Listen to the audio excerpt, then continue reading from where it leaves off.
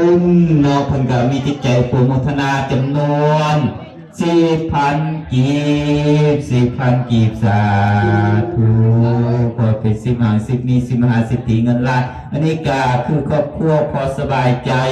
พอคำยายเองเนาะเพิ่นก็พร้อมด้วยครอบครัวมีปัจจุปัจจัยจำนวน100,000 กีบนี่ก็สาธุแล้วก็ตามมาด้วยแม่ออก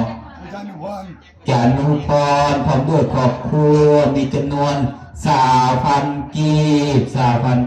าธุแล้วก็ตามมาด้วยครอบครัวไม่ออกตน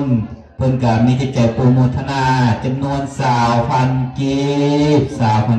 อันนี้ก็สาธุขอคุณพระพุทธคุณพระธรรมคุณพระสงฆ์ปกปักรักษาคุ้มครองเด้อแล้วก็ตามมาด้วยไม่ออกโอนมา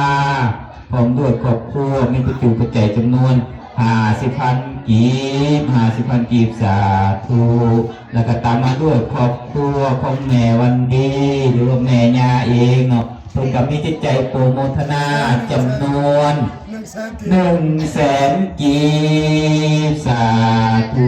ขอสบุญสุขสนในครั้งนี้ช่วยปกปักรักษาคุ้มครอง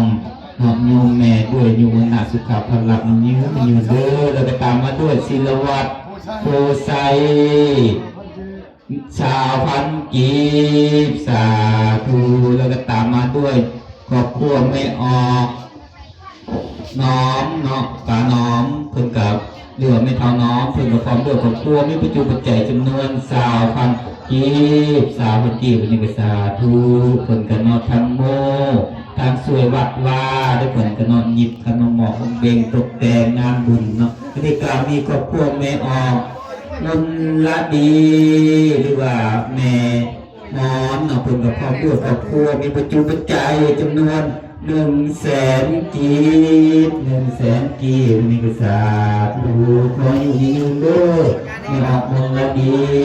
แล้วก็ตามมาด้วยไม่ออกต่อยมีจำนวน20,000 กีบนี่ก็สาธุเราก็ตามมาด้วยครอบครัวแม่ครัวมีปัจจุบันใจจำนวน20,000 กีบในกษาธุเราก็ตามมาด้วยแม่ลำพร้อมด้วยครอบครัวมีปัจจุบันใจ20,000 กีบแล้วโอ้แม่อ้นน้องแม่จุกแล้วก็ตามมาด้วยครอบครัวมีปัจจุบันใจจำนวน100,000 กีบสาธุแข่งดูให้ตามแล้วก็เลยเนาะเป็นที่นี่ขึ้นนะมาให้คุณแม่นาบุญมาอยู่กันตอนได้ครูบาอาจารย์นายเด้อ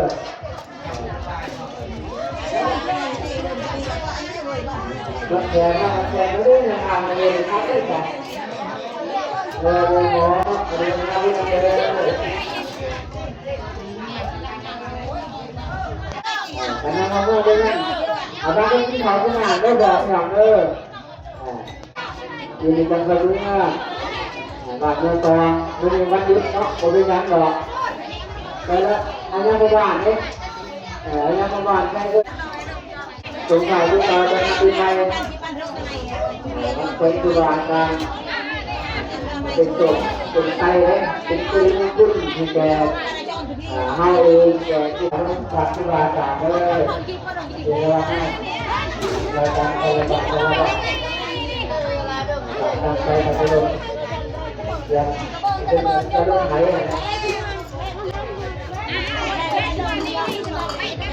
การนั่งด้วยไม่ได้เลยเราเราจะเป็นฝ่ายเราลงบนวางไฟพระราชในงานพุทธสงฆ์ในวันที่เกิดในบ้านเข้าเราเรียกมีความเจริญมีความสุขเย็นเราใจในห้องอันนั้นก็วางใช้ใช้กันอย่างนั้นตอนหยอกก็การคุยกันเจริญคุยกันคุยกันเลยเชียงจูเยอะ เป็นกีฬาเป็นมวยนะเป็นกีฬาดูเยอะเลยดูเยอะๆแข่งดูเลยเยอะต้องเลยหมด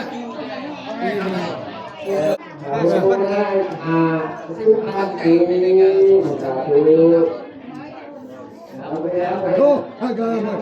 itu macam selamat pun. Hey, ya, ya ni. Oh, selamat.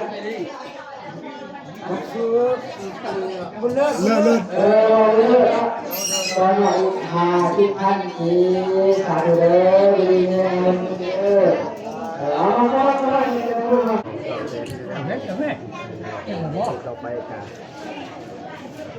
ให้เป็นโฮมโพโฮมไซให้ออกต้นนี้ได้เพิ่มพาอาศัยต่อไปแล้วปะบุได้แล้วทีนี้ต่อไปการมีมันยืดเด้อสาธุต้นตลาดไทยไปเจริญอยู่ดีมีแรงไหนอายุมันพันยืนเจริญแรง